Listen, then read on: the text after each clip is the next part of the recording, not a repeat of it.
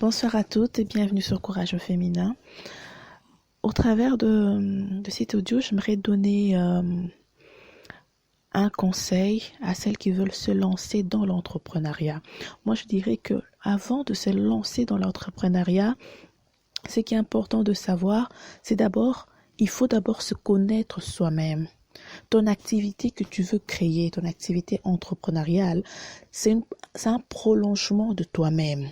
Avant tout, ne te lance pas dans le business, ne te lance pas uniquement comme ça par, on va dire, par effet de mouvance, par effet de masse ou quoi. C'est important d'abord que tu puisses te connaître toi-même. Parce qu'il y a d'autres personnes, avant d'acheter tes produits, ils t'achètent d'abord toi. Je prends l'exemple. 2 vendeurs, mais tu trouveras entre les 2 vendeurs, tu as une facilité d'aller acheter chez l'autre et pas chez l'un. Ça veut dire que déjà, il y a quelque chose dans l'autre qui te plaît par rapport à ce qu'elle est, par rapport à sa personne, par rapport à ce qu'elle dégage, par rapport à la façon de traiter les clients, en fait.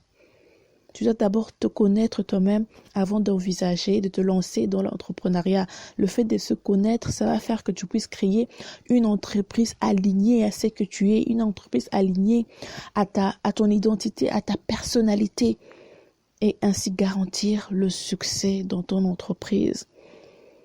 La connaissance de soi, il s'agit de te connaître en profondeur, connaître quelles sont tes qualités, quelles sont tes valeurs, quels sont tes talents, quels sont tes points forts, ce que tu pourras également mettre en avant dans ton entreprise, même si prendre conscience de tes défauts. C'est sûrement des éléments à considérer. Connais-toi en profondeur. Dis-toi qui suis-je. Tu as un projet entrepreneurial, c'est bien, c'est parfait. Mais arrête-toi d'abord un moment. Fais un travail d'introspection. Pose-toi la question, je vais me lancer dans la vente en ligne, par exemple. Mais qui suis-je, en fait? Je veux me lancer dans le coaching. Te connaître, ça inclut connaître quelles sont non seulement tes qualités, tes valeurs, tout ça. Prendre en considération tes expériences de vie.